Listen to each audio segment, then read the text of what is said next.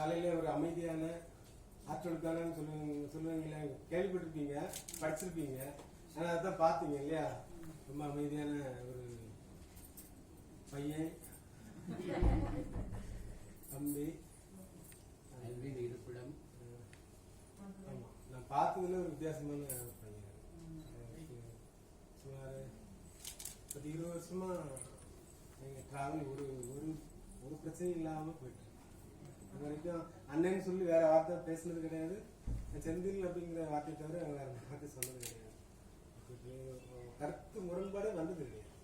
அப்படி 20 வருஷமா அப்படி ஒரு ஃப்ரெண்ட்ஷிப்பு, அப்படி ஒரு உறவு. கேரள பல்கலைக்கழகத்தில் எனக்கு கிடைச்ச ஒரு தம்பி, ஒரு ஆய்வு தம்பி, கல்விப்புலம் சார்ந்த ஒரு தம்பி.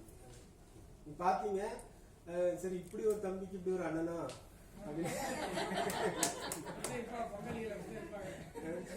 இப்படி ஒரு அண்ணன் நமக்கு, அதாவது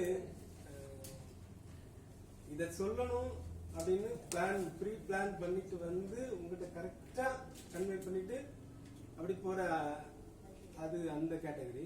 இதுங்க பிளானே கிடையாது. ஒரு குத்துமதிப்பா தோராயமா ஒரு பிளானோட வர்றது, அதாவது ஒரு எக்ஸ்பெரிமெண்டல் அவசியம் இல்ல. என்னோட ப்ராப்ளத்தை நான் ஐடென்டிஃபை, உங்க முன்னாடி ஐடென்டிஃபை பண்ண முடியும். அது மட்டும் இல்ல, நீங்க நல்ல டீச்சிங், ரெகுலரா டீச்சிங் பண்ணிருக்கீங்க. நான் இடையில எனக்கு ஒரு 10 வருஷம் கேப் விழுந்துருச்சு, டீச்சிங்கே இல்ல. சும்மா ஒரு 10 வருஷம் இருந்தா ஒரு ரவுண்ட் டேபிள் போட்டு உட்கார்ந்து இருந்து பேசிட்டே இருப்பாங்க. பேசுறதுன்னா அது ஒரு டீச்சிங்கா இருக்காது, கிளாஸ் ரூம் அட்மாஸ்பியர் இருக்காது, அது ஒரு டிஸ்கஷனா இருக்கும். ஒரு விஷயத்த உட்கார்ந்து டிஸ்கஸ் பண்ணுவாங்க. அதுதான் ஒரு 10 வருஷமா ஓடிட்டு இருக்கு. ஒரு பெரிய டீச்சிங் எக்ஸ்பீரியன்ஸ் எனக்கு கம்மி. நான் ஒரு 5 வருஷம் 6 வருஷம் தான் எனக்கு எக்ஸ்பீரியன்ஸ். இப்ப தமிழ்நாடு கவர்மெண்ட்ல வேலை தரேன் வா அப்படின்னு சொன்னா எனக்கு எலிஜிபிள் கிடையாது, எனக்கு எலிஜிபிளே கிடையாது.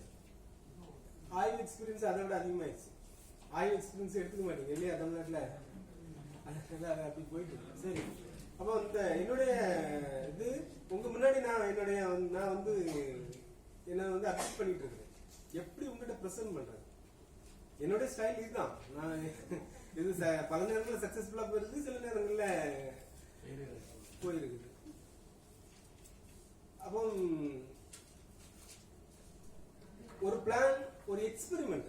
நான் திடீர்னு வந்தேன், திடீர்னு ஒரு விஷயத்த சொன்னேன் உங்ககிட்ட. அது நானே அந்த இடத்துல படிச்சுட்டு இருக்கிறது தான், எனக்கே அது தெளிவு கிடையாது. ஆனா எனக்கு ஒண்ணு தோணுது, இப்போ செந்தில விட்டா அந்த விஷயத்த நான் அந்த சொல்றேன், நீராறு கடலத்தை செந்தில விட்டுருந்தா ரொம்ப தெளிவா அவன் ப்ரிப்பேர் பண்ணிட்டு வந்து தெளிவா உங்ககிட்ட ஒரு பிரச்சனை இல்லாம சொல்லி முடிச்சு போயிருப்பான். நான் இங்க எக்ஸ்பெரிமெண்ட் பண்ணிட்டு இருக்கேன். எனக்கு அதாவது அவன் இல்ல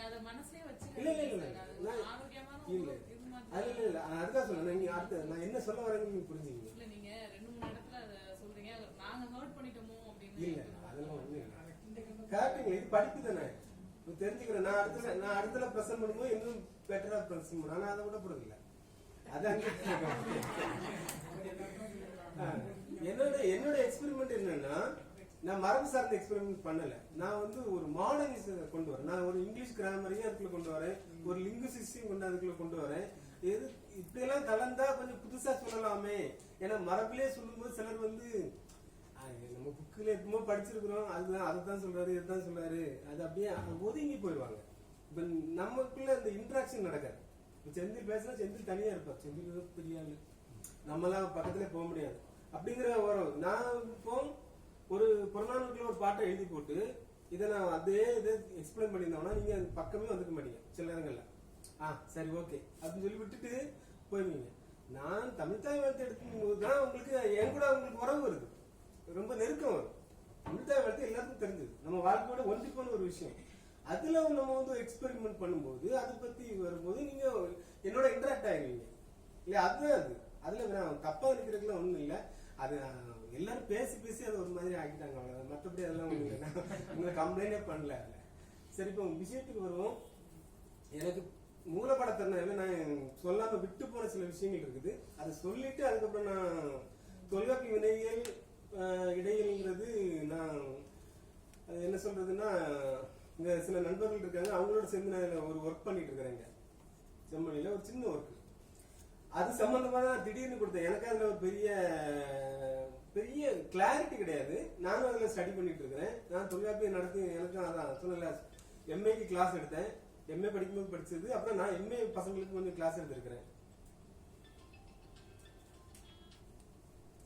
எம்ஏ பசங்களுக்கு நான் கொஞ்சம் அந்த நாமக்கல் ஒரு காலேஜ்ல கொஞ்ச நாள் கிளாஸ் எடுத்திருக்கிறேன். அவ்வளவுதான். அதுக்கப்புறம் அதுல பெரிய அனுபவம் கிடையாது. அந்த இவங்களுக்காக தான் நான் அந்த டாபிக்கே கொடுத்தேன். இடையியலையும் வினையியலையும் கொடுத்தேன். அவங்களுக்காக தான் கொடுத்தேன். நம்ம சேர்ந்து படிச்சுக்கலாம், இன்னும் கொஞ்சம் ஆழமா தெரிஞ்சுக்கலாம் அப்படிங்கறதுக்காக கொடுத்தேன். நம்ம நண்பர்கள் அங்க இருக்கிறாங்க. அதுக்கு முன்னாடி நான் இந்த மூலப்படத்திறனால, ஏன்னா இது வேற யாரும் உங்களுக்கு சொல்லுவாங்களான்னு எனக்கு தெரியாது, சொல்ல வாய்ப்பு இல்லை. மூலப்படத்திறனா இல்ல, நம்ம நேற்று பேசுறதுல சின்ன கண்டினியூஷனா ஒரு சில விஷயங்கள் மட்டும் சொல்லணும். அதை நேற்று ஆரம்பிச்சு திடீர்னு எங்கேயோ ஓடிட்டேன்.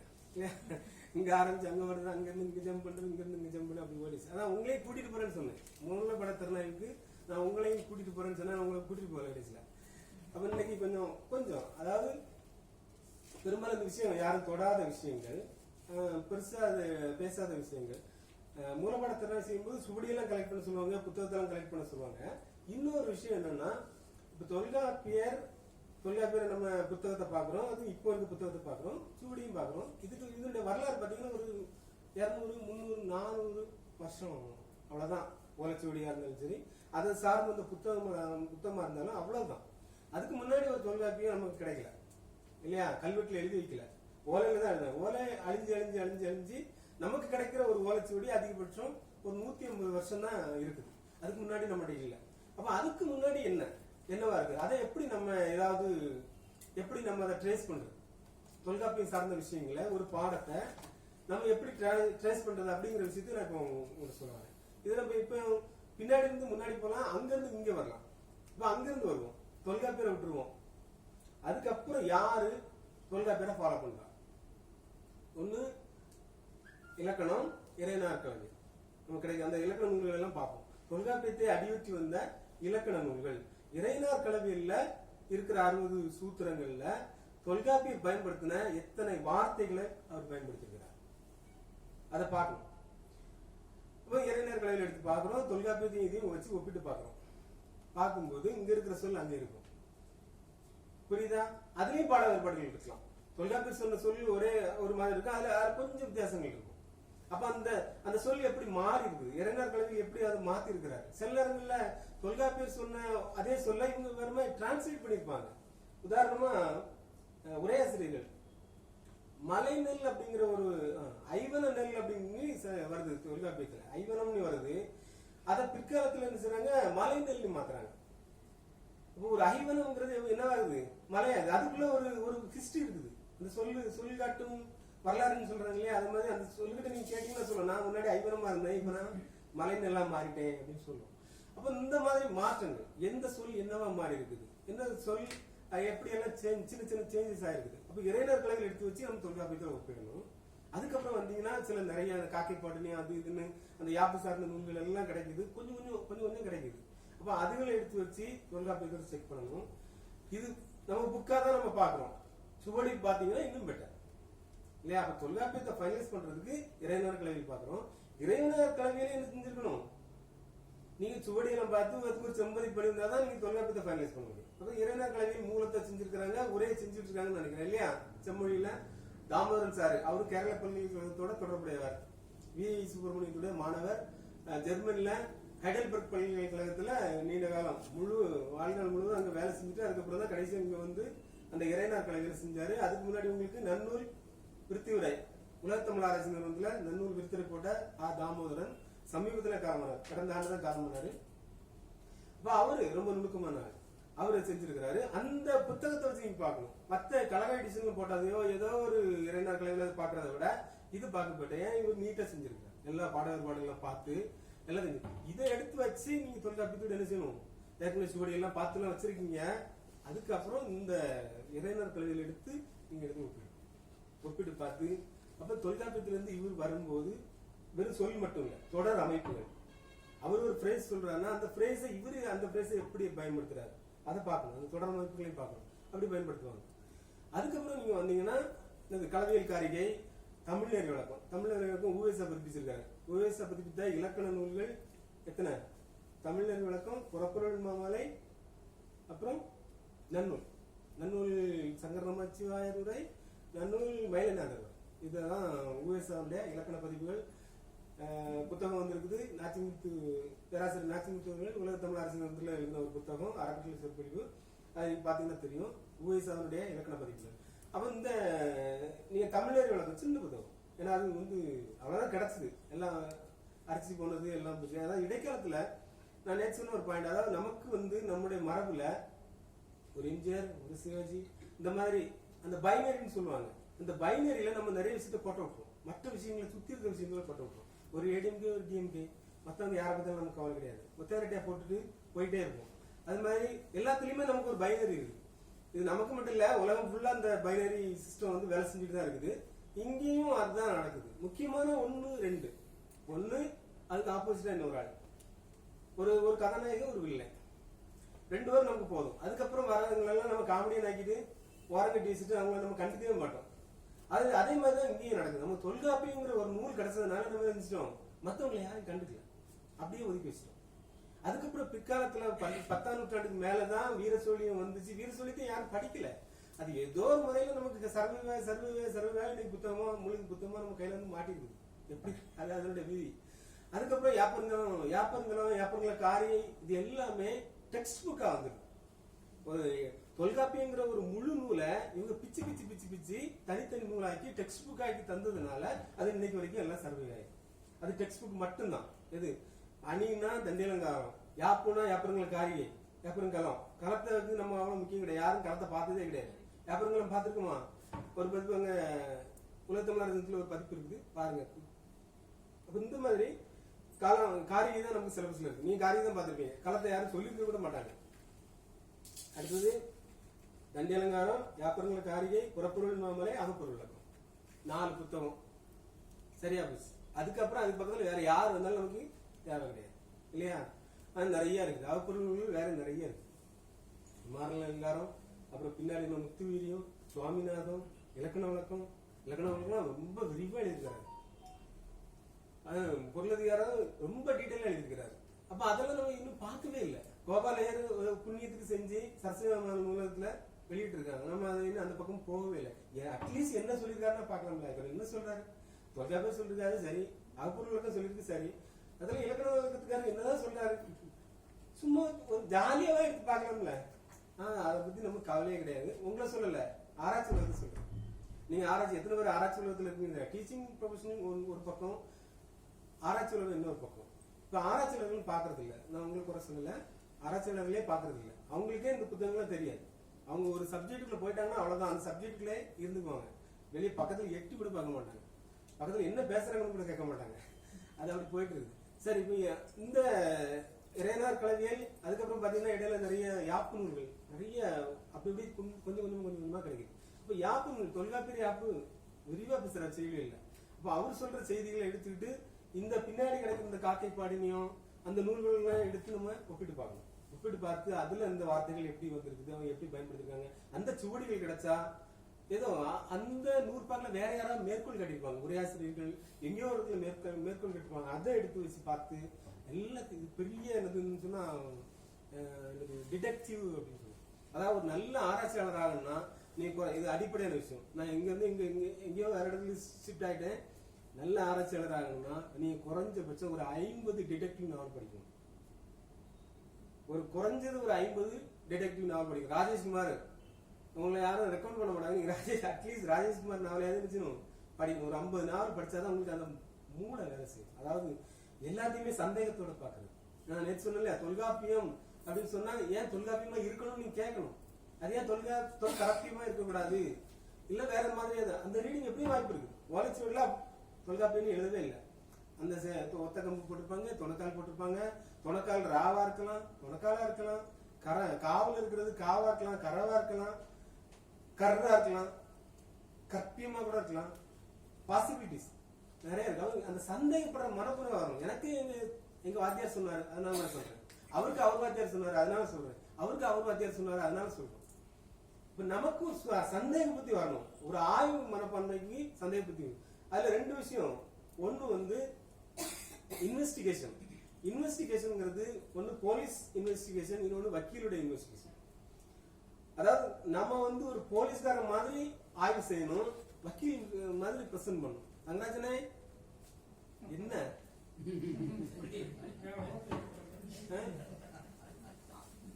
அதாவது ஆய்வுங்கிறது ஒரு ஒரு கொலை, ஒரு கொலையை துப்பு துளக்குறது. கொலை நடக்கல, அதாவது ஆய்வுங்கிறது கொலைன்னா ஒரு போலீஸ்காரனுக்கு கொலை எப்படியோ அது மாதிரி ஒரு கேஸ்னா அது ஒரு பிரச்சனை இருக்குன்னு அர்த்தம்.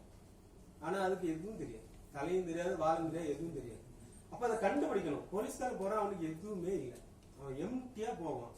அங்க இருந்து கொஞ்சம் கொஞ்சமா இங்க இருக்கா இதுவா அதுவான்னு நல்லா தேடி பிடிச்சு அவன் கஷ்டப்பட்டு கண்டுபிடிப்பான். வக்கீலுக்கு அது ஈஸியா கிடைச்சிடும்.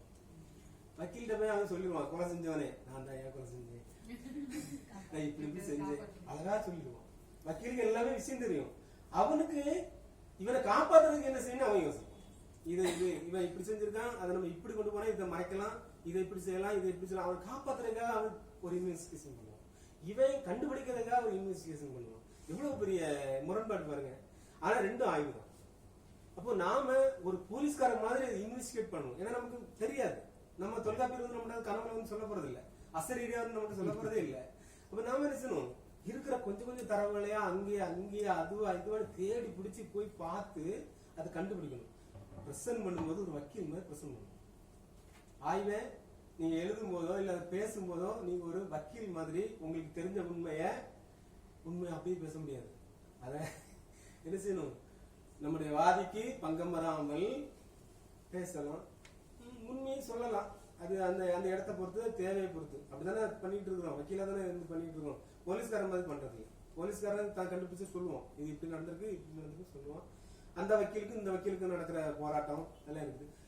அடிப்படையா நான் சொல்ல வர விஷயம், நீங்க ஒரு நல்ல ஆய்வாளர் ஆகணும்னா 50 டிடெக்டிவ் நாவல் படிக்கணும், போலீஸ்காரனா இருக்கணும். சந்தேகப்படுங்க, நீங்க ஆராய்ச்சி செய்யற இடத்துல என்ன கிடைச்ச இதுவா இது தூர போடும், இதெல்லாம் இருக்கு, இதெல்லாம் நமக்கு நல்லா தெரிஞ்சதுன்னு அப்படி எதுவுமே கிடையாது. எல்லாமே ஒரு போலீஸ்காரனுக்கு கிடைக்கிற ஒரு சின்ன துரும்பு கூட அது சாட்சியாகும். அதுதான் இங்க கொண்டு வரேன்.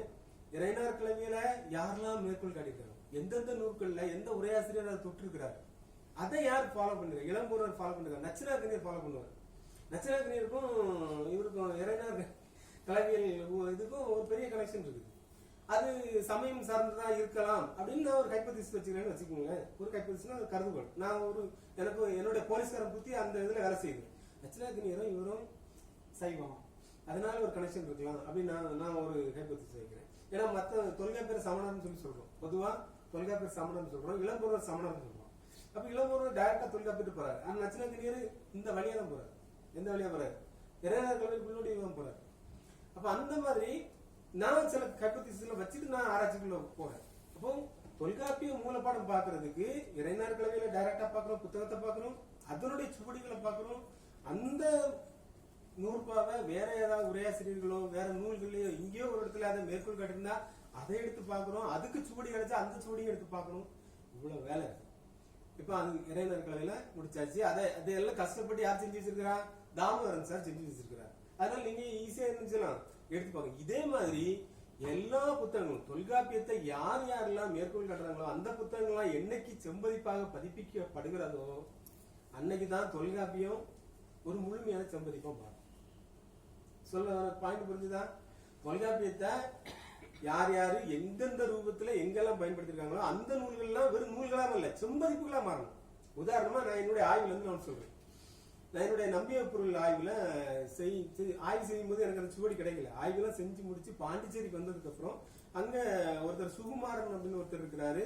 அங்க வேலை செய்யல, அவர் தனி ஆர்வமா ஓலைச்சுவடி கலெக்ட் பண்றவர்.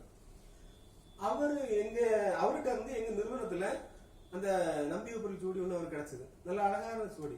அதை எடுத்து அவங்க காப்பி பண்ணி வச்சிருந்தாங்க, எனக்கு கொடுத்தாங்க. காப்பி பண்ண சீடியை கொடுத்தாங்க. நான் எடுத்து பார்த்ததுல என்னுடைய ஆய்வுல பரிபாடல் இருந்து ஒரு பாட்டு மேற்கோள் காட்டியிருக்காரு. நம்பிய பொருள் உரையில பரிபாடல் பாடலை மேற்கோள் காட்டியிருக்கிறாங்க.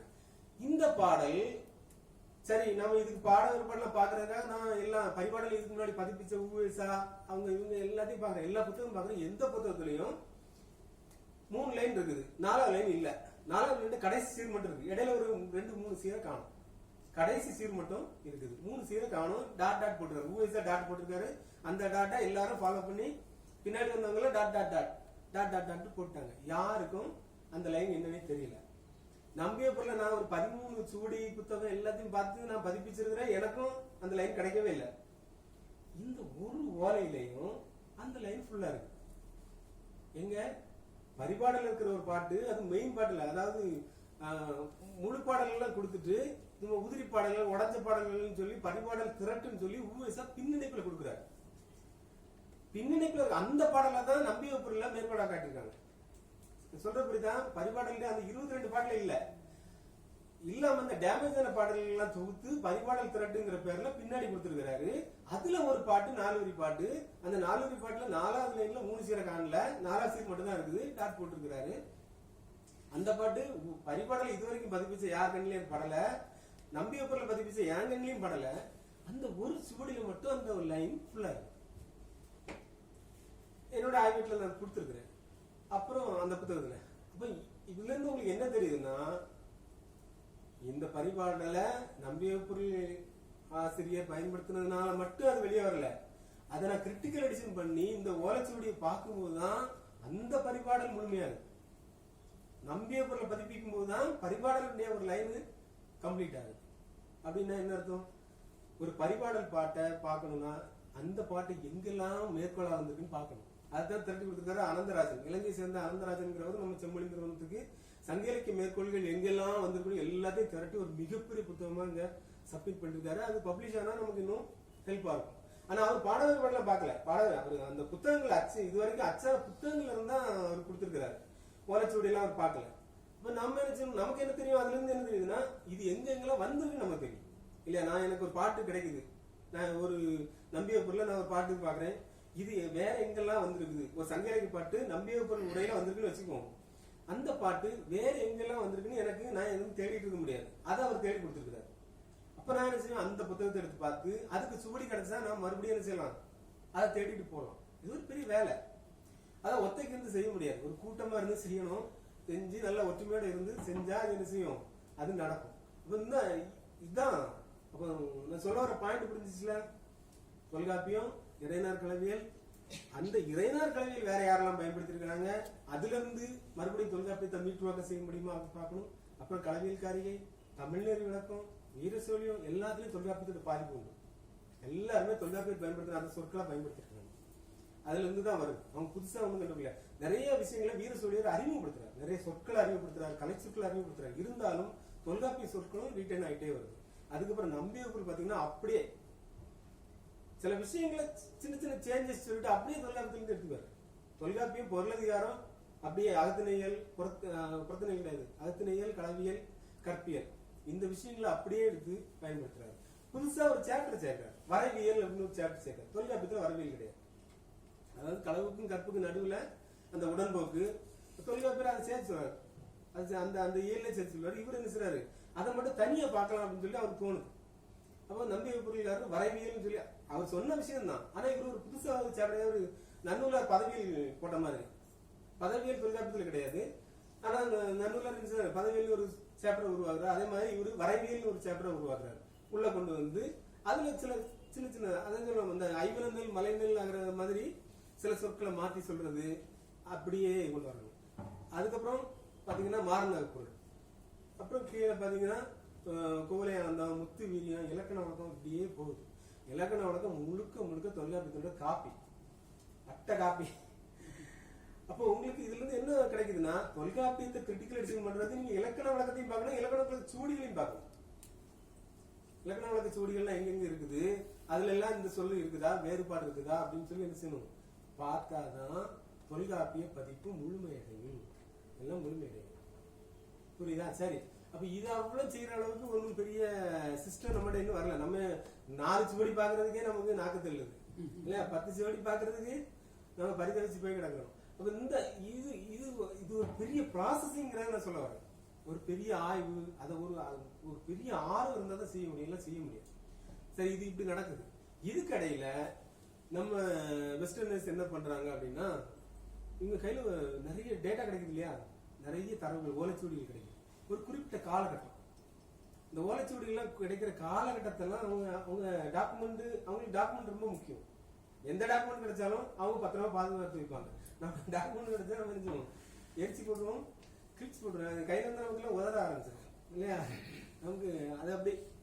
அப்ப இந்த டாக்குமெண்ட்ஸ்லாம் அவங்க பாக்குறாங்க, அவங்க கிரிட்டிகலைசேஷன் பண்றாங்க. ஆனா அதையும் தாண்டி வேற ஏதாவது செய்ய முடியுமா அப்படின்னு யோசிக்கிறாங்க. அப்படி செய்யும் போது இந்த ஓலைச்சுவடி கிடைக்கிற காலகட்டம் இருக்கு இல்லையா, அது ஒரு 100-200 வருஷம் அந்த காலகட்டங்கள் இருக்குது. ஒரு பழமையான சுவடி, அதுக்கப்புறம் ரீசெண்டா கிடைக்கிற 50 வருஷத்துக்கு முன்னாடி கிடைக்கிற சுவடி. இந்த காலகட்டத்துக்கான ஏன்னா அச்சு புத்தகம் வர்றதுக்கு முன்னாடி, அச்சு புத்தகம் வந்த பிறகு நம்ம அச்சு புத்தகத்தை வச்சு நம்ம அந்த வரலாறு எழுதுறது, அந்த மாதிரி சில விஷயங்களை மீட்டுருவாக்கம் பண்றதெல்லாம் பண்ணிட்டு இருக்கோம். ஆனா அச்சு புத்தகம் வர்றதுக்கு முன்னாடி ஒரு வரலாறு இருக்கு இல்லையா, தமிழக வரலாறு, அந்த வரலாறு நம்ம எழுதப்படலை. அது சும்மா போற போக்கில் அப்படி மூவிஸா கொஞ்சம் பதிவு பண்றாரு, என்ன நடந்துச்சு அப்படின்னு சொல்லி அவர் வரலாறோட சேர்த்து பதிவு பண்றாரு. மீனச்சுந்தரம் பிள்ளை சரித்திரத்தை எழுதும் போது அதுல கொஞ்சம் பதிவு பண்றாரு, என்ன நாங்க என்ன செய்யறோம், எப்படி படிச்சோம், இந்த மாதிரி. ஆனா இவங்க எழுதுறாங்க, இந்த ஓலைச்சுவடி வச்சுட்டு நம்ம ஏதாவது பண்ண முடியும், நமக்கு இதை ஒரு வரலாற்றை எழுத முடியும் அப்படின்னு சொல்லிட்டு என்ன செய்றாங்க, இதை ஆராய்ச்சி பண்றாங்க. அந்த நோக்கத்துல, அதாவது டெக்ஸ்டுக்கு வெளியே சேட்டலைட் ஸ்டான்சாஸ் அப்படின்னு சொல்றாங்க. அது என்னன்னா முன்னுரை, அதாவது கடவுள் வாழ்த்து பாட்டு இல்லையா, கடவுள் வாழ்த்து பாட்டு, அதாவது அந்த என்ன செய்தி சொல்றதுக்காக அந்த நூல் எழுதப்பட்டதோ அந்த நூலுக்கு அப்பாற்பட்ட சில பாடல்கள் இருக்கும். அதாவது முன்னுரை, பதிகம், அதுக்கு வேற ஏதாவது வாழ்த்து செய்தி கொடுத்தா வாழ்த்து செய்தி, சில கோலபன்ஸ்ல இருக்கிறது. கோலபன்ஸ்னா அந்த பாட்டு நச்சினேக்கரே நான் தான் எழுதுனேன் அப்படின்னு சொல்லி கடைசியில் முடிக்கிறாரு ஒவ்வொரு சாப்டரும், அந்த மாதிரி இருக்கிறது. இந்த ஸ்கிரைபர்னு சொல்லுவாங்க. அந்த ஓலைச்சுவடி எழுதினவர் கீழே எழுதுவாரு, நான் இன்ன ஊரை சேர்ந்த இன்னாருடைய மகனாகிய நான் இந்த வருஷம் இந்த மாசம் இந்த தேதி நான் இதை எழுதி முடித்தேன், இது முற்றிற்று அப்படின்னு ஒண்ணு முடிப்பாங்க. அதுக்கப்புறம் மேல நான் இந்த சுவடி எழுதின ஆளு எந்த சமயத்துக்காரரோ, இல்லைன்னு சொன்னா அது எழுத சொன்ன நிறுவனம் எந்த சமயத்தை சார்ந்ததோ, அங்க திருச்சிற்றம்பலம், இல்லைன்னு சொன்னா வைஷ்ணவத்தின் ஒரு குறியீடு, சிவாய நம, அப்படி இல்லைன்னா இந்த சமண வைஷ்ணவ சமயம் சார்ந்த குறியீடுகள் அப்படிலாம் இருக்கும். அப்ப இதுல எத்தனை சுவடிகள் வைஷ்ணவம் சார்ந்த இடங்கள்ல புழங்கி வந்துருக்குது, தொல்காப்பிய சுவடிகளே. அவங்களே எழுதும்போது மேல திருச்சிட்டம்பலம்னு போட்டுருவாங்க. இங்க வைஷ்ணவ குறியீடுகள் இருக்கும். அப்ப இதை வச்சுட்டு வைஷ்ணவம் சார்ந்த பேர் எத்தனை பேர் இந்த சுவடியை படிச்சிருக்காங்க, தொல்காப்பியத்தை படிச்சிருக்காங்க, சைவம் சார்ந்தவங்க எத்தனை பேர் படிச்சிருக்காங்க, இந்த வரலாறுகள் எல்லாம் எழுத முடியுமான்னு பாக்குறாங்க. அதுக்கு அவங்க வச்சிருக்க பேர் டிரான்ஸ்மிஷனல் ஹிஸ்டரி. ஒரு பிரதி காலந்தோறும் எப்படி டிராவல் ஆகிட்டே வருது அப்படிங்கறத கண்டுபிடிக்கிறதுக்கான ஒரு வரலாற்றை எழுதுற முயற்சிக்கு அவங்க வச்சிருக்க பேரு டிரான்ஸ்மிஷனல் ஹிஸ்டரி அப்படிங்கிற ஒரு விஷயத்தை வச்சுட்டு அவங்க ஒரு வரலாற்றை, தமிழக வரலாற்றை அவங்க கட்டமைக்கிறதுக்கான அடுத்த கட்ட நடவடிக்கைகள்ல இறங்கி இருக்கிறாங்க. இப்ப அடுத்த ஸ்டெப்புக்கு போயிட்டாங்க. மூலப்பாட திறனையும் தாண்டி அதுக்கு அடுத்த இன்னொரு இந்த மூலப்பாடங்கள், அந்த பாட வேறுபாடுகள், இந்த துணை பாடங்கள், பின்னிணைப்பா வரக்கூடிய சில நற்றினை, நல்ல குறுந்தொகை, ஒற்றை பதிட்டு பத்து ஓங்கு, இதுக்கும் டெக்ஸ்டுக்கு ஏதாவது சம்பந்தம் உண்டா, அகநானூருக்கும் புறநானூறு அதுக்கெல்லாம் இதுக்கும் சம்பந்தம் உண்டா, அதை பத்திய பாடல்கள். அப்ப சங்க இலக்கியத்தை பத்தி யார் யாரெல்லாம் பாட்டு பாடிருக்காங்க, பின்னாடி நிறைய பேர் அதை பத்தி பேசியிருப்பாங்க, பாடல்களாவே எழுதியிருப்பாங்க, முன்னுரை எழுதியிருப்பாங்க. அதெல்லாம் கலெக்ட் பண்ணி அதுல இருந்து ஒரு வரலாறு, இந்த காலகட்டத்துல தமிழக கல்வி வரலாறு இப்படிதான் இருந்தது, சமூக வரலாறு இப்படிதான் இருந்திருக்கு அப்படிங்கிற மாதிரி ஒரு வரலாற்றை கட்டமைக்க முயற்சி செஞ்சுட்டு இருக்காங்க. இது அதனுடைய ரீசன்ட் ட்ரெண்ட்ஸ், சமீபத்திய ஒரு ஆய்வு முறையா போயிட்டு இருக்குது. வெறும் சுவடி பதிப்பத்திலோட மட்டும் அவங்க நிறுத்தல, இதையும் சேர்த்துதான் பாக்குறாங்க. அது இந்த விஷயத்த நான் அதான் இது போதும்னு நினைக்கிறேன். அதுக்கு மேல ஏதாவது வாய்ப்பு கிடைச்சா நம்ம எழுதலாம். அது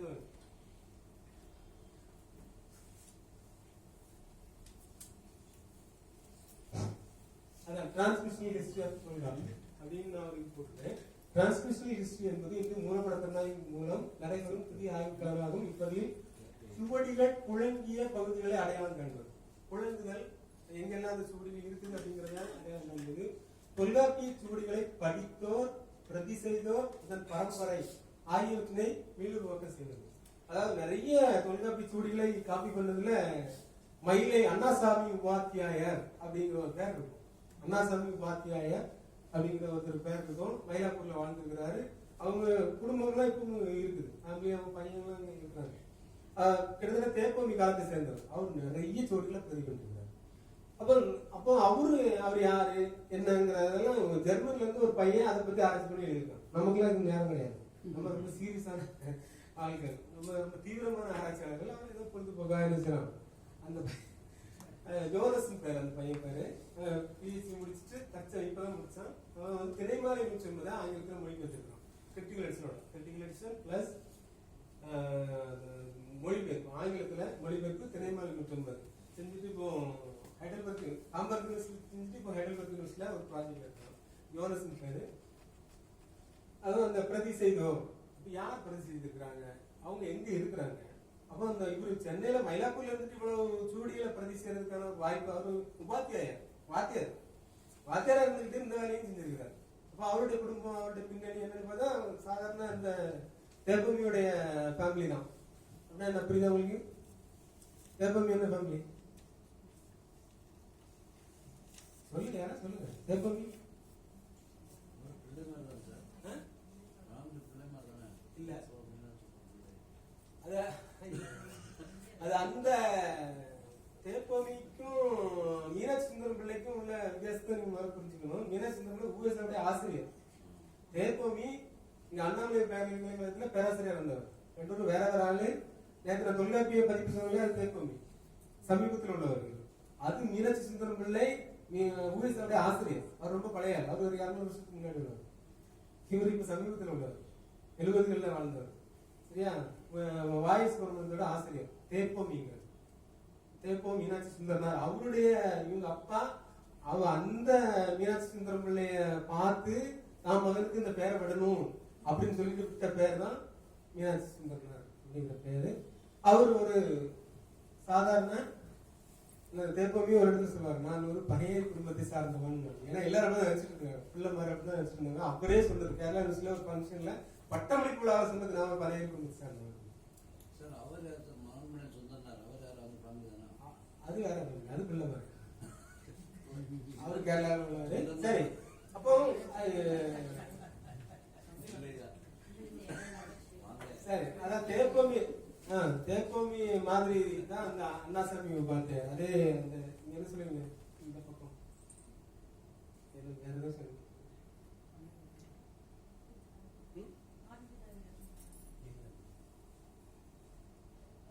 சரி, ஒரு மிடில் கிளாஸ் பேக்வர்ட் கிளாஸ் வேற ஒரு பெரிய சமூக அங்கீகாரம் கிடைச்ச ஒரு பெரிய ஃபேமிலி கிடையாது. வாத்தியாரா இருந்திருக்கிறாரு. அங்க இருந்துதான் இந்த இவ்வளவு வேலையும் அவர் செஞ்சிருக்காரு. எல்லாம் நிறைய சோடிகளை, தொல்காப்பி சோடிகளை அவர் பேரு அண்ணாசாமி வாத்தியார் பேரு இருக்குது. அப்போ அந்த வரலாறு அது நம்ம ஆட்களுக்கு அது முக்கியமே கிடையாது. நம்ம வரலாறு எடுக்கிறது எங்கேயும் நம்ம அதை பத்தி பார்க்கல, என்ன நடந்தது அதெல்லாம் பார்க்கல. ஆனா அதை வந்து எங்க இருக்கிற ஜெர்மனில இருக்கிற ஒரு பையன் தேடி பிடிக்கிறான். அவன் இங்க வந்து அவருக்கு அவர் நோண்டுறான், அவர் என்ன ஃபேமிலி, எங்க இருந்தாரு, எல்லாத்தையும் நோண்டி பார்க்கறான். நமக்கு இதுக்கு நேரம் இல்லை. சரி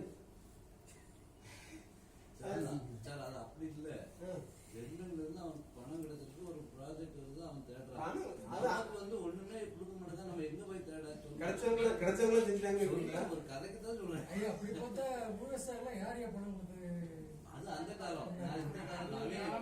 சம்பாதிக்கலாம்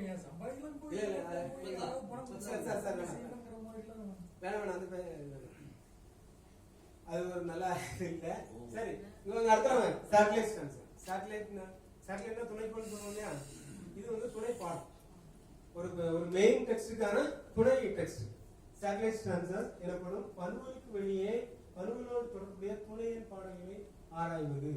அது என்னன்னா டிஎல்ஏ பதிப்புல பின்னாடி எல்லாம் டிஎல்ஏ அந்த தொல்காப்பிய பேசணும் இல்லையா? அந்த பதிப்புல பின்னிணைப்புல அந்த தொல்காப்பிய சூடிகள்ல இருக்கிற எக்ஸ்ட்ரா பாடல்கள், சூடிகள்ல புத்தகங்கள்ல நிறைய பேர் அதை பத்தி பாட்டெல்லாம் எழுதுறாங்க. ரீசெண்டா தற்காலம் வரைக்கும் அது எல்லாத்தையும் தொகுத்து அந்த பிக்சருக்கு 1, 2, 3ல அதை கொஞ்சம் நிறைய பார்க்கலாம். அந்த புத்தகத்தை பாருங்க, நெட்ல இருக்குது. அப்புறம் ஸ்கிரைபர் எழுதுறவங்க, அதான் என்ன சொல்லி சொல்றேன். ரீடர்ஸ் வாசிக்கிறவங்களே சிலருமே சொல்லுவாங்க, ஏதாவது குறிப்புகள் எழுதுவாங்க. பேனா வச்சு எங்கேயாவது சில குறிப்புகளை எழுதுவாங்க. அதெல்லாம் ஆராய்ச்சி பண்றாங்க. என்ன மாதிரி எழுதுவாங்க, என்ன இங்கு யூஸ் பண்றாங்க, என்ன ஓலை, இந்த ஓலை சாதாரண ஓலையா வேற ஓலையா, எல்லாத்துக்கும் ஆராய்ச்சி பண்றாங்க. முதலியவற்றின் ஆராய்வு. இந்த ஆய்வின் மூலம் சுமார் 500 முதல் 600 ஆண்டுகள் வரையிலான தமிழகத்தின் கல்வி வரலாற்றினை மீட்டுருவாக்கம் செய்தது. எப்படி இந்த கல்வி வந்து தமிழ்நாட்டில் பரவி இருந்தது இல்லையா? ஒரு இன்னைக்கு ஃபாரின் எஜுகேஷன்ல ரொம்ப மேல இருக்குது. ஆனா நாம அவங்களுக்கு ஒரு குறைஞ்சவங்களா இல்லையே. நமக்கு ஒரு மரபு அது அப்படியே அது ஸ்ட்ராங்கா இன்டர்நேஷனல் லெவல்ல ஸ்ட்ராங்கா தொழிலாளர் ஆரம்பிச்சு வச்சது இன்னைக்கு வரைக்கும் நம்ம ஸ்ட்ராங்கா நிக்கிறோமே இல்லையா? ஏதோ நம்ம படிக்கல, நம்ம தாத்தா படிக்கல, யாரும் படிக்கல அப்படிங்கிறது ஒரு பக்கம் அது இருந்தாலும், இன்னொரு பக்கம் ஏதோ ஒரு வகையில நம்ம இருந்துட்டோம் சர்வே பண்ணி எல்லாத்தையும் எடுத்துக்கணும். இன்னைக்கு வந்து நம்ம வந்து சொல்லி கொடுத்துட்டு இருக்கிறோம் இல்லையா? தொழிலாளர் அப்படின்னா நீங்க வந்து படிச்சுதான் ஆகணும், தொழிலாளர் படிச்சுதான் ஆகணும். இந்த அதை மீட்டுருவாக்கம் செய்ய முடியும். குறைந்தபட்சம் அச்சு நூல்களுக்கு முந்தைய கல்வி வரலாற்றினை, அச்சு நூல் வந்தாச்சு, அதை வச்சு கொஞ்சம் சென்னை பல்கலைக்கழகத்துல பேராசிரியர் அரசு அவருடைய மாணவர்களை வச்சு கொஞ்சம் வேலைகள்லாம் செஞ்சாரு. அந்த வரலாற்று எழுது, அச்சு நூல் பதிப்பு வரலாறு, அதுக்கான பின்னாடி இருக்கிறது, அது அரசியல் அப்படி இப்படிலாம் என்னமோ சொல்லி அது ஒரு மாதிரி அந்த ஆய்வு போயிட்டு இருக்குது. அது கொஞ்சம் முன்னெடுத்திருக்கணும். ஆனா இந்த சுவடி சார்ந்த சமூக பின்புலம், அந்த அரசியல், அதை பத்தி நம்ம முயற்சி நம்ம எடுக்கல. அப்ப அந்த இது குறைந்தபட்சம் அச்சு நூல்களுக்கு முந்தைய கல்வி வரலாற்றினை அறிய முடியும். உவேசா அவர்களின் என் சரித்திரம், மீனாட்சி சரித்திரம் முதலிய நூல்களின் மூலம் கட்டமைக்கிற வரலாற்றினை நாம் சுவடிகளின் மூலமும் கட்டமைக்க முடியும் என்பதனை சமீபத்திய மேலைநாட்டு ஆய்வாளர்களின் ஆய்வுகள் உறுதிப்படுத்துகின்றன. முழுக்க ஈவாவுடைய இந்த மேன்ஸ்கிரிப்ட் பிரிண்ட் அண்ட் மெமரி அப்படிங்கிற புத்தகம் ஆன்லைன்ல கிடைக்குது. படிச்சு பார்க்க புத்தகமாக வாங்க முடியாது, 12,000 ரூபாய். அது முழுக்க இதையும் பேசுறேன். சுவடிகள் கம்ப்ளீட் லிஸ்ட், அந்த சங்க இலக்கியத்துக்கான மொத்த சுவடிகள் லிஸ்ட், அது எப்படி எப்படிலாம் வந்திருக்குது, அது எங்க தொடங்கிருக்கு, என்ன மாதிரி டிசிஷன் நடந்தது, அதை பத்தி எல்லாம் பேசுறாங்க. நம்மளை விட ரொம்ப தீவிரமா அதை பத்தி பேசிட்டு இருக்காங்க. இதுதான் சொல்லணும்னு ஆசைப்பட்டது. டைம் எவ்வளவு இருக்கு? இன்னும்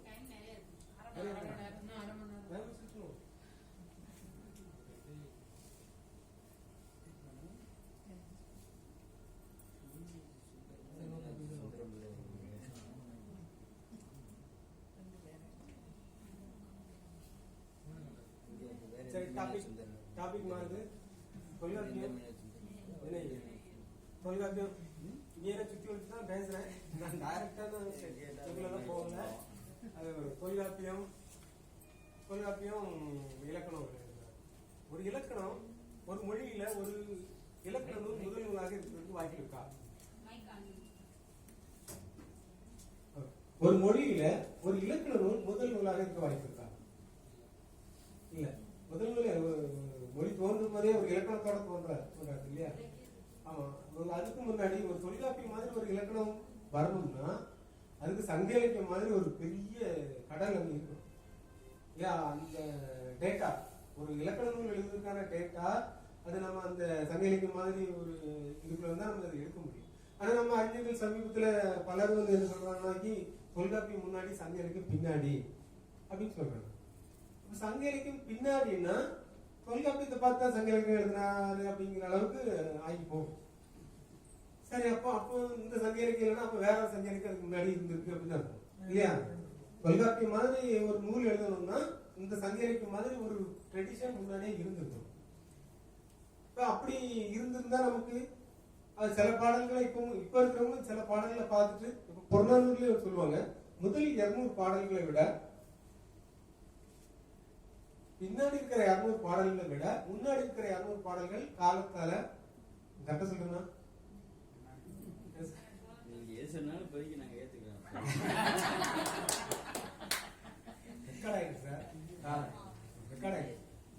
நல்ல அது இல்லைன்னா நம்ம பாட்டு அடிச்சு விட்டு போயிடலாம். சரி, அதாவது பின்னாடி இருக்கிற பாடல்கள் எல்லாம் பழமையான பாடல்கள். புறநானூற்றுல பின்னாடி இருக்கிற 200 பாடல்களும் பழமையான பாடல்கள், முன்னாடி இருக்கிற பாடல்கள் பிற்காலத்தை சார்ந்தது அப்படின்னு சொல்றாங்க. இப்போ இந்த பின்னாடி இருக்கிற 200 பாடல்களுக்கு முன்னாடி வச்சுட்டு நடுவில் வந்து தொல்காப்பியத்தை வச்சுட்டு அதுக்கப்புறம் பின்னாடி இருக்கிற பாடல்களை நம்ம பின்னாடி சொல்றது புரிஞ்சுக்க. நான் என்ன சொல்லல, இந்த மாதிரி ஒரு சூழ்நிலை இருக்குது. முன்னாடி உள்ள பாடல்களும் இருக்குது, பின்னாடி உள்ள பாடல்களும் இருக்குது. அதை தொகுத்துருக்காங்க. தொகுத்து பிற்காலத்துல தொகுக்கிறாங்க. 8, 7, 8 அந்த காலகட்டத்தில் தான் தொகுக்கிறாங்க. ஒரு அந்தாலஜி அப்படின்னு சொன்னா அது தொகுத்தல் அப்படின்னு. அப்போ ஒரு 8 தொகையாக்கம் நடக்கிறது வந்து இந்த காலகட்டத்தில் தான் நடக்கும். இதுல இன்னொரு அடிஷனலா நான் சொல்ல விரும்புற ஒரு விஷயம் என்னன்னா, எந்த செம்மொழிகள் நிறைய இருக்கு இல்லையா? எத்தனை இருக்கு? இப்ப நிறைய வந்துருச்சு. விக்கிபீடியா பாத்தீங்கன்னா அவங்க இஷ்டத்துக்கு எல்லாத்தையும் செம்மொழிங்க. கிளாசிக்கல் லாங்குவேஜ் இருக்கான், அதான் முன் கிளாசிக்கல் லாங்குவேஜ், பின் கிளாசிக்கல் லாங்குவேஜ், அதாவது அவங்க ஒரு பெரிய பெரிய லிஸ்டா கொடுத்துருக்காங்க. இருக்கட்டும், நம்ம பழமையான கிளாசிக்கல் லாங்குவேஜ்ல பாத்தீங்கன்னா நிறைய மொழிகள் இன்னைக்கு இருக்கு. தமிழ் இன்னைக்கு பேசிட்டு இருக்கிறோம், தமிழ் தான். வேற மொழிகள் எல்லாம் பெருசா பேசுற மாதிரி தெரியல. சீனம் இருக்கு, சீனம் முக்கியமான மொழி. எந்த மொழிகள் எல்லாம் இன்னைக்கு வரைக்கும் ஸ்ட்ராங்கா இருக்கு அதுனா, எந்த நூல்ல இலக்கணம் இருக்குதோ அந்த நூல்கள் மட்டும்தான் மற்றதெல்லாம் அழிஞ்சு போயிடும். செம்மொழிகளிலேயே அழிந்து போன மொழிகள் எல்லாம் இலக்கண நூல் இல்லாதனால போன மொழிகள். இப்போ இலக்கணம் செந்திலாரன் பேசும்போது சொன்னா, உரையாசிரியர்கள் ஒரு டெக்ஸ்ட் எப்படி காப்பாத்துனாங்க இல்லையா? அவங்க இல்லைன்னு சொன்னா அந்த டெக்ஸ்ட் சொன்னா மூலம் மட்டுமான சுவடிகள் இல்லை அப்படிங்கிற மாதிரி சொன்னா, இல்ல இருக்குது, மூலச்சுவடிகள் இருக்குது. ஆனாலும் ரெண்டு பர்பஸ், அதாவது எஜுகேஷன் பர்பஸ்க்குள்ள வந்துருச்சு. எஜுகேஷனுக்குள்ள வரும்போது அது அழிஞ்சு போறதுக்கு வாய்ப்பு கிடையாது. இப்போ எஜுகேஷன் பர்பஸ்க்கு யார் கொண்டு வந்தாலும் உரையாசிரியர் தான் கொண்டு வராங்க. எல்லாருமே வாத்தியார்கள், இளம்போர் எடுத்தாலும் சரி, பேராசிரியர் எடுத்தாலும் சரி, நச்சினாசிரியர் எடுத்தாலும் எல்லாருமே வாத்தியார்கள். அவங்க சொல்லிக் கொடுக்குற டீச்சர்ஸ். அப்ப அவங்க கைக்குள்ள ஒரு டெக்ஸ்ட் போயிடுச்சுன்னா அதுக்கப்புறம் அதுக்கு அழிவு கிடையாது. அதெல்லாம் ஒண்ணும் நான் வேணா நானே கேட்டுருவேன் உங்கள்ட்ட. இல்ல நீங்க ஏதாவது சொன்னீங்க, எரிச்சாங்க பறிச்சாங்கலாம் சொன்னீங்க. சரி, அப்போ ஆசிரியர் அந்த சிலபஸ்க்குள்ள போயிடுச்சுன்னா அதுக்கப்புறம் அது வந்து சர்வே ஆகும். தொடர்ச்சியா என்ன செய்யும், மறுபதிப்புகள் வந்துகிட்டே இருக்கும், காப்பி ஆகிட்டே இருக்கும், அந்த புத்தகம் பாதுகாக்கப்படும். உரை ஆசிரியர்களால என்ன நன்மை அப்படின்னு சொன்னா, அவர் சொல்றது ஒரு செந்திலாரன் சொல்றது ஒரு பாயிண்ட் ஆஃப் வியூல சொல்லுவாரு, நான் இன்னொரு பாயிண்ட் ஆஃப் வியூ சொல்லுவேன். எனக்கு உரையாசிரியர்கள் அந்த உரை எழுதும் போது அதை முதல்ல எழுதுறாங்க கையால். அது வரைக்கும் காதால கேட்டுட்டு இருந்தவங்க முத எழுதப்படுகிறது. எழுதும் போது அது பிக்ஸ் ஆகுது, ஸ்டாண்டர்ட் ஆகுது, அப்புறம் ஜெனரலைஸ் ஆகுது.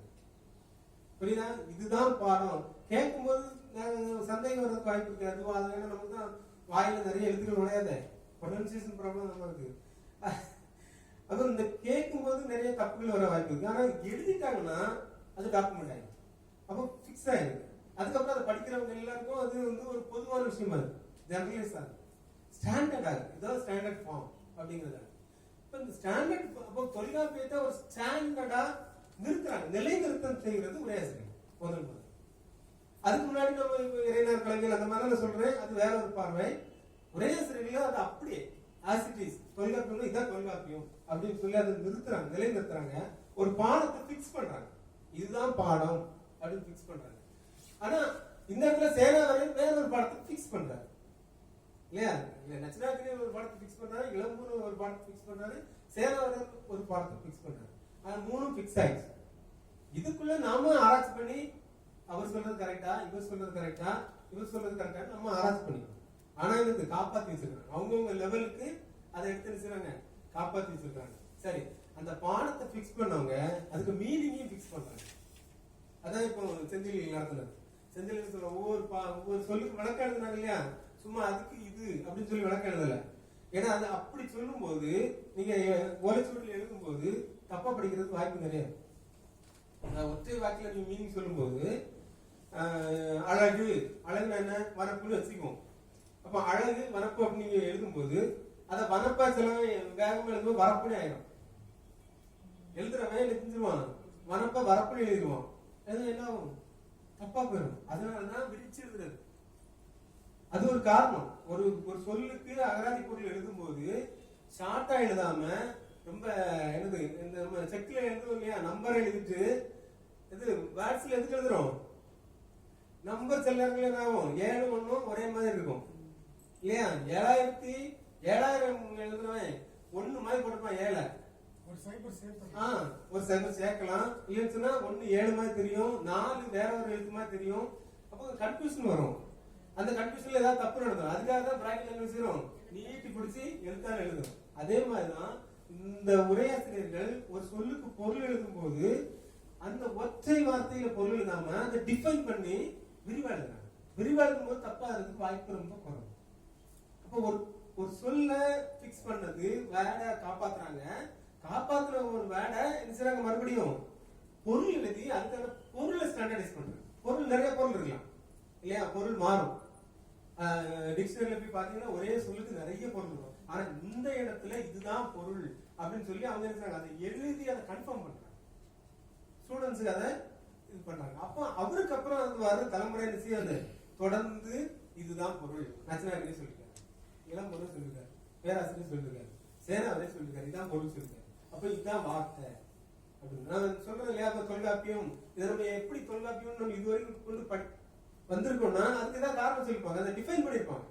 டிஃபைன் பண்ணி அதை அப்படியே மாறி மாறி மாறி மாறி நீங்க தொல்காப்பியமா கரெக்டாவே வந்து சேர்ந்துருக்கு நம்ம நம்புவோம் இல்லையா.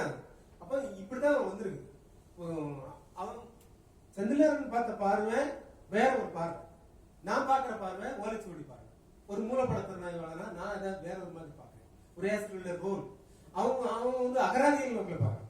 நான் அகராதியில ஒர்க் பண்ணேன், அகராதியில இருந்தா பிஆர்எஸ் ஒர்க் பண்ணா அவருடைய பார்வை அகராதியில் பார்வை இருக்குது. அந்த அகராதியில் பார்வை நான் இங்க கன்வெர்ட் பண்றேன், எங்க ஓலைச்சுவடிக்கு நான் கன்வெர்ட் பண்றேன். அப்போ அவரு அந்த பாடத்தை தேர்வு செய்தல், பாடத்தை தேர்வு செய்தல் அவங்க சொல்லுவாங்க, கீழே எழுதுவாங்க, இப்படி உரைக்கிறவங்களும் இருக்கிறாங்க, இப்படி சொல்றவங்களும் இருக்கிறாங்க, அது சரியில்லை. அதான் சொன்னாங்க இல்லையா, அதெல்லாம் பேசிட்டேன் நான். அதுல இருந்து அதனாலே நான் மத்தியானம் பேசுறதுக்காக நான் ஓகே சொல்றேன். ஏன்னா அதுல இருந்து நீங்க நிறைய விஷயங்களை புரிஞ்சுக்க முடியும். இப்ப நான் சொல்ற விஷயத்தை நீங்க இன்னும் கூட தெளிவா புரிஞ்சுக்க முடியும். புரியுதா? அப்போ அவரு பாடத்தை சொல்லிட்டு சஜஸ்ட் பண்றாரு, பிக்ஸ் பண்றாரு. இன்னொருத்தர் சொன்ன ஒரு பாடத்தை மறுக்கிறார், இது பாடம் இல்லை, இது பாடம் அன்றங்க அல்ல அப்படின்னு சொல்றாரு.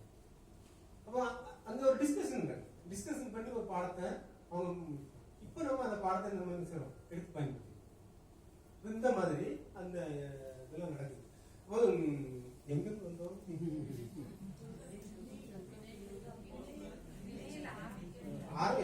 தொல்காப்பியத்துல இருக்கும். தொல்காப்பியம் இலக்கணம் இல்லாமல் மொழி அழிவு. ஆமா,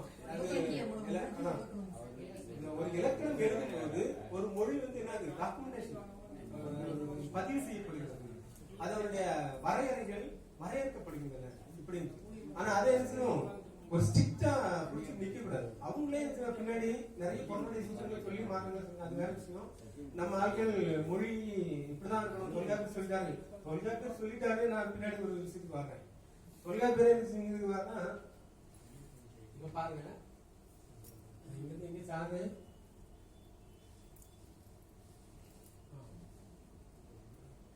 இது வினைகள் முதல் உருவா. இடையெனப்படுவர் பெயரோடும் வினையோடும் நடைபெற்று இயலும் தமக்கு இயல்புகளே. வினையில்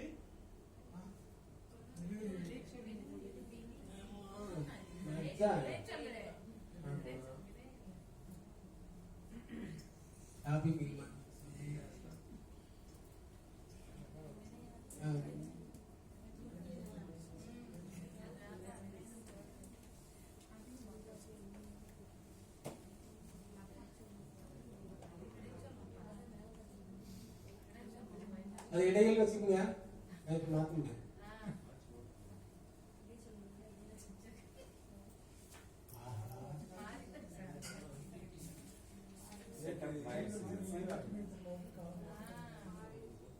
டைப்பிடிச்சு மாத்துனேன் எல்லாம் சேவ் ஆகுது.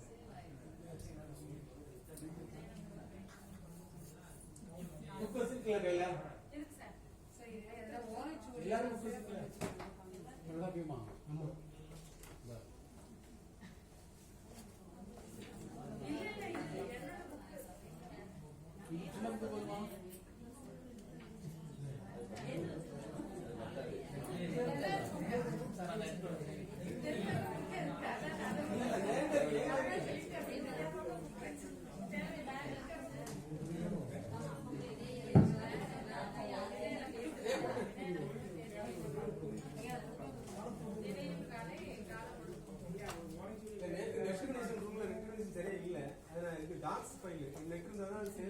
இருக்கும் சில இது லேப்டாப் இல்லாம ஏதோ கன்ஃபியூஷன் செய்வாங்க. சரி, இப்போ வினையியல் முதல் சூத்திரத்தை எடுங்க, அதுக்கப்புறம் இடையியல் முதல்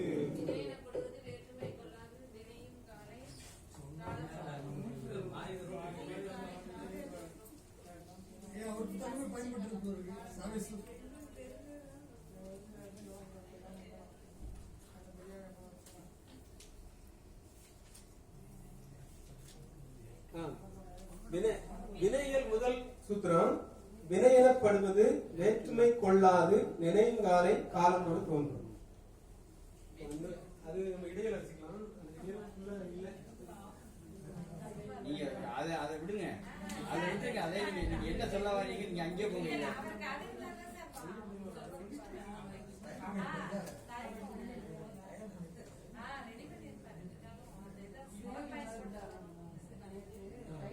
இது இடைச்சொல்லுடைய முதல் உறுப்பா? இந்த ரெண்டும் ஒரு சின்ன வித்தியாசம் இருக்காதுன்னு சொல்லுவாங்க. வினை எனப்படுவது அங்க இடையெனப்படுவ, இங்க வினை எனப்படுவது அங்க இடையெனப்படுவ. வேற்றுமை கொள்ளாது நினைவுங்காலை காலமோடு தோன்றும். அங்க பெயரோடும் வினையோடும் நடைபெற்று இயலும். நமக்கு இயல்பு இல்லவே. என்ன வித்தியாசம் பாருங்க, ஏதாவது தெரியும் பாருங்க. இடையெனப்படுவ, இங்க வினையெனப்படுவது. இல்ல இப்படி வந்து ஒலைச்சுவல்ல வருதா? அந்த மாதிரி தமக்கு இயல்பு இயலவேன்னு சொல்லிட்டு ஒலைச்சுவல்ல இப்படி வருதுங்களா? இல்ல டெக்ஸ்ட்ல தான் பாடல தான். இதே இத நான் வந்து ஒரு இடத்துல எழுதணும்னா ஏன் ஒத்துக்க மாட்டாங்க. இவனுக்கு தமிழே தெரியல அப்படின்னு புரியுதா? என்ன பிரச்சனைனா இடை என படுவங்கிறது ப்ளூரல் இருக்கிற பன்மையில எழுதுகிற படுவ இலவே, இலவும் பன்மை. பன்மையில தொடங்கி பன்மையில முடிக்கிறாரு. ஆனா இடைங்கிறது சிங்குலர் சொல்றாரு. அப்ப இதே ஃபார்மேட் தானே அங்கேயும் பயன்படுத்தணும். வினையில அதான் பயன்படுத்தணும். வினையில சொல்ல பாருங்க, வினையில படுவது சிங்குலர் தொடங்க தொடங்கி வேற்றுமை கொள்ளாது நினைவுகாலை காரணம் தோன்றும். அப்போ வினைகள் எனப்படுவது அப்படின்னு சொன்னா பரவாயில்ல. ரெண்டையும் இங்க இடைங்கிறாரு, அங்க வினைங்கிறாரு. ஃபார்முலா ஒண்ணுதான். ஆனா அங்க பன்மைங்கிறாரு, அங்க ஒருமையில சொல்றாரு. இத நம்ம எழுத முடியுமா? நம்ம எழுதுனா தொலைச்சு போடுவாங்க. உங்களுக்கு தமிழே தெரியாது. சரி, இப்ப நம்ம இதுல ப்ரிப்பேர் பண்ணி வச்சிருந்தது ஒண்ணும் இல்லை. அதனால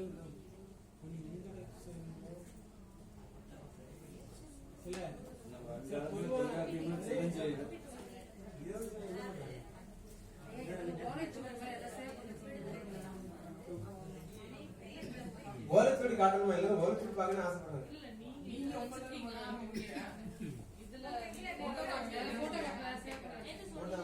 லேப்டாப்ல காட்டுறேன். அடுத்த சீசன்ல ஆனா அங்க தெரியாது. ஏன்னா கனெக்ட் பண்ண முடியாது. அதான் பிரச்சனை. என்னோட லேப்டாப்ல கனெக்ட் பண்ண முடியாம இருக்கு. அதனால தான் பிரச்சனை. என்னோட பவர் பாயிண்ட் எதுவுமே இல்லை. நான் இப்போ கூகுள் டாக்ஸ் மெயில் இருந்தா ஓபன் பண்ணி காட்டிட்டு இருக்கேன். மெயில் பண்ணாலும் இந்த சாஃப்ட்வேர் வேற, அந்த சாஃப்ட்வேர் வேற. அதுல நிறைய ஃபாண்ட் சேஞ்ச் ஆகுது, நிறைய பிரச்சனை இருக்கு.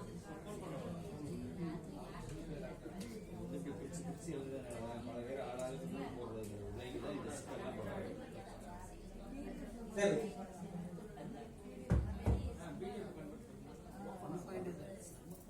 இது வந்து ஒரு நம்ம அரசியல் சாரி ஒரு விளக்கமா சொல்றாரு. தீவிரமா டிஸ்கஸ் பண்ணுங்க. அடுத்த செஷன்ல கண்டிப்பா நான் ஓலை காட்டுறேன். தொல்காப்பியம் சொல்லதிகாரத்துல பெயரியல், வினையியல், இடையியல், உரியியல், இது 4 முக்கியமான இயல்கள். அதுக்கப்புறம் பொருளியல், எச்சவியல், அது அப்படி போகுது. 9 இயல் போகுது. வெளிமரபு. இந்த 4 தான் இலக்கணத்துக்கு அடிப்படையான சொற்கள். உங்களுக்கு தெரியும். பெயர்களை முன்னாடி வச்சிருக்கிறாரு, வினைகளை பின்னாடி வச்சிருக்கிறாரு. ஆனா அடிப்படையானது எது? பெயரா வினையா? வினை எப்படி?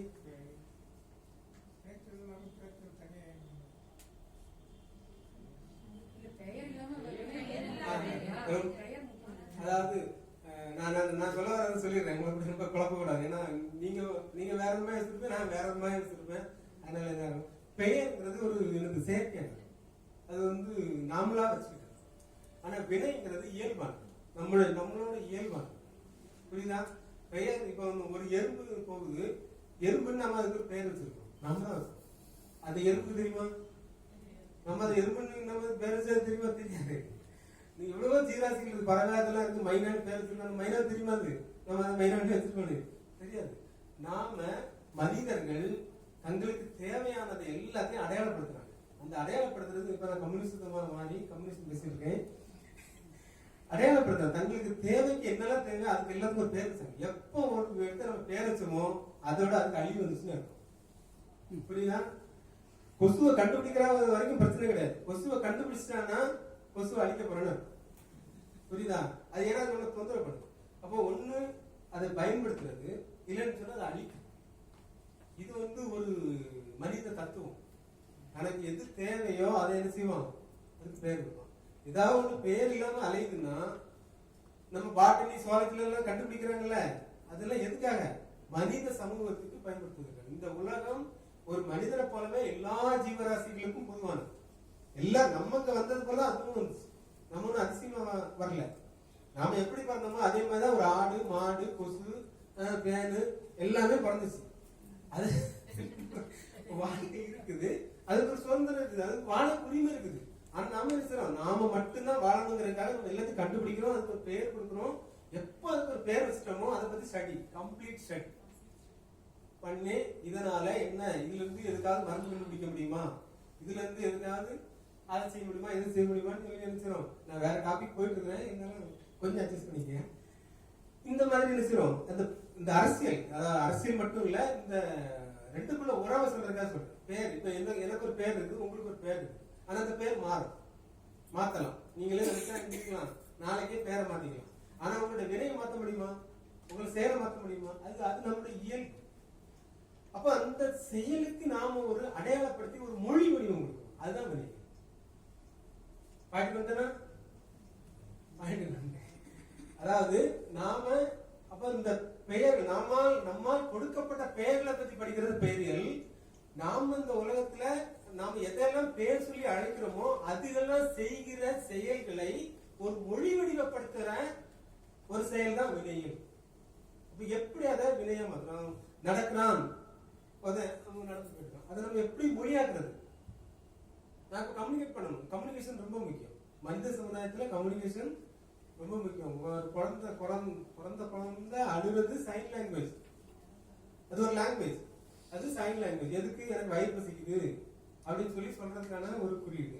எல்லாமே பிசினஸ். ஒரு வீட்டுக்கு போனா குழந்தைங்க ஓடி வந்து கட்டுப்பிடிக்குதுன்னா அது ஒரு பிசினஸ், அது பாசம் கிடையாது, அது பிசினஸ். தெரியுமா உங்களுக்கு? தெரியாதா? பாசம் கிடையாது. அது என்னன்னா வீட்டுல இருக்கும், இப்போ அதுக்கு ஒரு ஸ்வீட் சாப்பிடணும்னு தோணும். ஒரு சைக்காலஜி, ஸ்வீட் சாப்பிடணும்னு தோணும். உடனே அதுக்கு யார் ஞாபகம் வரும்? அப்பா ஞாபகம் வரும். பொம்பளை பிள்ளையா இருந்தா அப்பா ஞாபகம் வரும், ஆம்பளை பிள்ளையா இருந்தா அம்மா ஞாபகம் வரும். யார் காசு கொடுப்பாங்களோ அவங்க ஞாபகம் வரும். அது அப்பா ஊருக்கு போயிருக்காரு, இனி வருவார். வரும்போது ஸ்வீட்டோட வருவார். இல்லைன்னு சொன்னாலும், அவர் ஸ்வீட்டோட வரலன்னாலும் அவர் எப்போ எப்படியா ஏமாத்தி செஞ்சுக்கலாம், வாங்கிக்கலாம். இதெல்லாம் அந்த மனசு, அந்த மைண்ட்ல ஓடி அது அப்படியே பிக்ஸ் ஆயிடும். அப்பா இருந்துச்சுன்னா அதுக்கு சந்தோஷம். அதுக்கு தான் நம்ம வச்சிருக்க பேர் பாசம். புரியுதா? அப்பா வரணும்னா கட்டி பிடிக்குதுன்னா பிசினஸ் நல்லா ஆராய்ச்சி பண்ணி பாருங்க. உண்மை இது மைனூட்டா நடக்கிற ஒரு பிசினஸ். புரியுதா? ஆமா. யாரால நமக்கு ஒரு இன்பம் கிடைக்குமோ அவங்கள இது இப்ப எப்பவா நமக்கு கிடைக்கும் அப்படின்னு அந்த மைண்ட்ல பிக்ஸ் ஆயிடும். அதனால நமக்கு படிச்சுன்னு தெரியாது. அவங்க அதை பார்த்தோம் விடையக்கூடாது அப்படின்னு கேட்க மாட்டாங்க. தரும் மிட்டாய் வரும், நம்மளை பார்த்தா அது தருவான் அப்படின்னு சொல்லி அதுக்கு தெரியும். எப்படி வேணாலும் அதெல்லாம் அது தராது. அப்ப இந்த தேவை, அந்த தேவையிலிருந்து வருகின்ற ஒரு பறந்துபட்ட ஒரு அளவுல அது நடக்குது இந்த ஆக்ஷன். சரி இருக்கணும். இதெல்லாமே இது மொழியை எப்படி பாருங்க. அதான் பிசினஸ் வர பிசினஸ். நான் இப்போ ஐயாவுக்கு ஒரு பேர் வச்சிருக்கேன் இல்லைன்னு சொன்னா, ஒரு இடம் சார்ந்து வருதுன்னா இது அவங்க பார்த்தோன்னே அவர் ஊர் ஞாபகம். அவர் ஊர்ல என்ன ஸ்பெஷல்? ஐயா அவங்க ஊர்ல அவரு அது நல்லா இருக்காங்க ஐயா அப்படின்னா, நான் அங்க வரும்போது நான் உங்க வீட்டுக்கு வரேன். எங்க உறவுல இருந்து கம்யூனிகேஷன் பிசினஸ் நடக்குது. நம்ம அங்க போறதுக்கான எல்லா வேலையும் அங்க போறோமோ போகலையோ, ஆனா அதை பத்தி என்னது கன்னியாகுமரியில அது இருக்குது. நான் அங்க வரும்போது உங்க வீட்டுல தங்கிக்கிறேன், நான் அதை பாக்குறேன். ஓகே அப்படின்னு சொல்லுவாங்க. நம்ம போறோமா போகலையே தெரியாது. அவரும் நினைப்பறிக்கும் வருவானா வரமாட்டாலும் கிடையாது. ஆனா என்ன செய்யும்? பிசினஸ் அங்க. அப்ப இந்த ஆக்ஷன் நான் நடக்கிறேன், இதை நான் வந்து கம்யூனிகேட் பண்ணணும். இல்லைன்னு அங்க ஒன்று நடக்குது, நான் உங்ககிட்ட சொல்லணும். அவன் என்ன செய்யறான்? ஒரு மொழி இப்படிதான் உருவாது. அவன் நடக்கிறான். நடத்தலை செய்கிறோம். அதை எப்படி ஒரு ஒரு பெயர் கொடுக்குறோமோ, ஒரு எறும்புக்கு எப்படி பெயர் கொடுக்குறோமோ, அது ஒரு வினைக்கும் பெயர் கொடுக்குறோம். அப்பதான் நம்ம கம்யூனிகேட் பண்ண முடியும் இல்லையா? வினையாளரின் பெயர் அப்படின்னு சொல்றாங்க. வினையாளரின் பெயருடைய பயன்பாடு என்ன? சமூக பயன்பாடு என்ன? ஒரு அன்னோன் பர்சன், ஒரு ஹெட்மாஸ்டர் வராரு, இல்ல ஒரு பிரின்சிபல் வராரு, கிரவுண்ட்ல ஒரு பையன் குசும்பு பண்ணிட்டு நிற்கிறான். அந்த பையன் பேர் அவருக்கு தெரியாது. ஏன்னா 1000-2000 பையன் படிப்பான். அதுல அந்த பையனோட பேர் தெரியாது. கரெக்டா சொல்ல, அந்த சிவப்பு சட்டை போட்டுக்கிறவங்க வர சொல்லி, சிவப்பு சட்டை போட்டிருக்கிறவன் வினையாளர் பேர், குறிப்பு வினையாளர் பேர். சிவப்பு சட்டை எல்லாம் அந்த வேற ஏதோ அடையாளம், உடம்பு வச்சு சொல்லலாம். இல்லைன்னு சொன்னா இந்த கலர், சட்டை கலர் வச்சு சொல்லலாம், தலையை வச்சு ஏதோ உடல் உறுப்புகளை வச்சு சொல்லலாம். ஏதோ ஒரு வகையில் இதெல்லாம் வினையாளர் பேர், குறிப்பு வினையாளர் பேரும். ஆனா வேகம் ஓடிட்டு இருக்க வர சொல்லு, தட்டிட்டு இருக்கிறவன் வர சொல்லு. தட்டி கொண்டிருக்கிறவன் வினை பெயர் ரெண்டையும் இணைக்கிறது வினையாளரின் பெயர். அவன் செஞ்ச வினையாலேயே அவனை நம்ம புரிந்து கொள்வது, அதை அழைப்பது, அதை வந்து ஒரு மொழியா மாற்றுவது, இதுதான் வினையாளரின் பெயர்.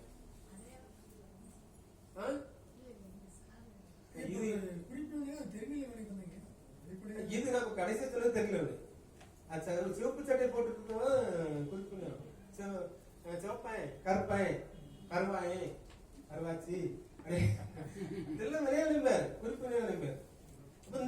இந்த அடையாளப்படுத்துறதுக்காக பேரில முன்னாடி வச்சிருக்காரு, ஏன் வினைகளை ஏன் பின்னாடி வச்சிருக்கிறாரு, அதெல்லாம் நீ கேள்வி கேட்கணும், நீங்க ஆராய்ச்சி பண்ணணும். அவர் சொல்ல பற்றி கேள்வி சரியாதான் இருக்கு. எந்த ஒரு வினைக்கும் ஒரு கர்த்தா வேணும் இல்லையா? அதுக்கு ஒரு கர்த்தா. அந்த வினையை செய்யறதுக்காக ஏஜென்ட் வந்து என்ன செய்றாரு, அவர் முன்னாடி கொண்டு வந்து அந்த பெயர்களை பற்றி எல்லாம் வகைப்படுத்தி அதை சொல்றாரு. வினைகளை வரும். தொல்லாப்பிய வினைகள்ல முதல்ல வினை சொல்லுடைய விளக்கம் அதான் என்ன சொல்லுது, வினையினம் படுவது வேற்றுமை கொள்ளாது வினையும் காலை காலம் தோன்றும். வினையென படுவது சிங்குலர்ல சொல்றாரு, வினையென படுவது தோன்றும். இதான் சென்டென்ஸ். வினையென படுவது தோன்றும். எப்படி தோன்றும்? காலம் தோன்றும். எது இருக்காது? வேற்றுமை கொள்ளாது. ஒரு வினையில வினை எனப்படுவது வரைக்கும் எடுத்துக்கலாம். வினை எனப்படுவது வினையாளரின் பேர், அது எழுவாயா வருது. வினை எனப்படுவது தோன்றும். எப்படி தோன்றும்? காலம் தோன்றும். எது இல்லாம தோன்றும்? வேற்றுமை எது தோன்றும்?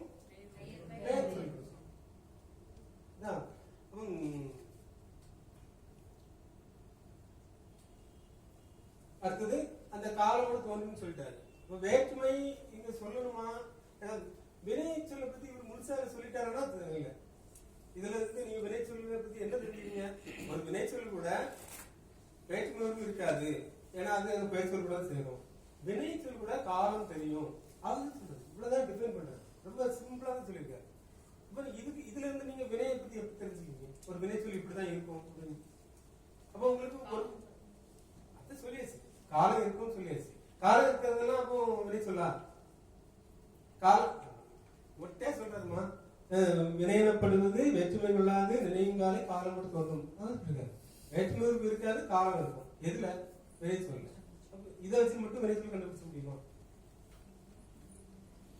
அப்ப இதுக்கு முன்னாடி ஒரு சொல் கிளவியாக்கம் பேசுறாரு, வேற்றுமையில் பேசுறாரு, வேற்றுமை மயங்கில் பேசுறாரு, பெயரில் பேசுறாரு, அப்புறம் வினையில் வந்திருக்கிறாரு. சரியா? இதுல இருந்து மட்டும் அந்த சொல், அப்ப ஒரு சொல்ல பத்தி கம்ப்ளீட்டா பேசிட்டாரா? பெயரில பேசிருப்பாரு இல்லையா? இப்ப நீங்க பெயரில் போகணும். பெயரில் பொதுவா சொற்களை பத்தி என்ன சொல்றாரு, பொதுவா சொற்களை பத்தி என்ன சொல்லிருக்காரு பார்க்கணும். எல்லாம் பார்த்துட்டு அப்ப ஒரு சொல்ல ரெண்டா பிரிக்கணும். பெயர் சொல், வினை சொல், அடிப்படை. அப்ப இடை சொல்ல அதுக்கப்புறம் ரெண்டா பேசுறாரு. முதல்ல அடிப்படையில பெயர் வினையும் ரெண்டா பிரிக்கணும். இப்ப வினைய இப்போ இந்த வினைங்கிறத நம்ம அங்கேயே ஓரளவு புரிஞ்சிருக்கணும்.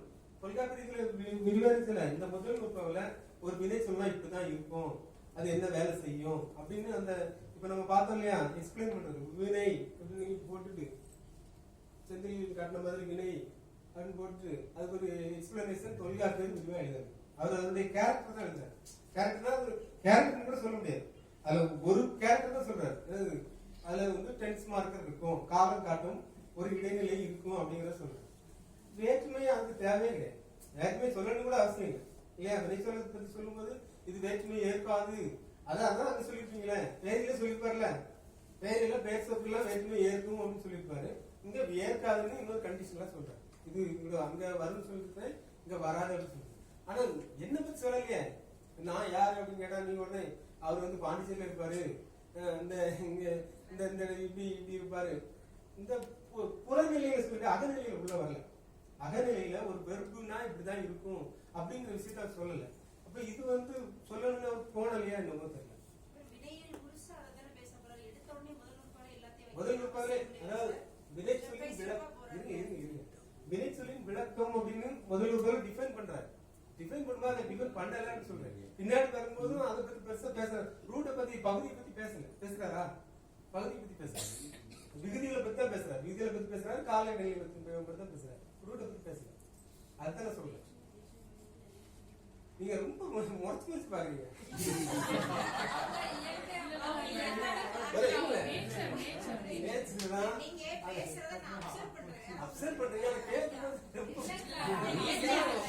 நீங்களாம் ஒரு கேள்வி உண்டாக்காதீங்க. நீங்களாம் மரபு தெரியும் கேட்கல, சும்மா இயல்பா பேசுங்க. நீங்க இயல்பா பேசுங்க, நீங்களே பெருமை உண்டாடிக்காதீங்க. அவர் பார்க்கணும், என்னையே பார்க்கும்போது பயங்கர மாதிரி இருக்காங்க. என்னன்னு தெரியுங்க, நீ இல்ல அதை உடனே அப்படி கேட்க கூடாது. நீங்களே அப்படி யோசிச்சுட்டு வீட்டுல போய் பார்த்துட்டு வாங்க. நான் சரி.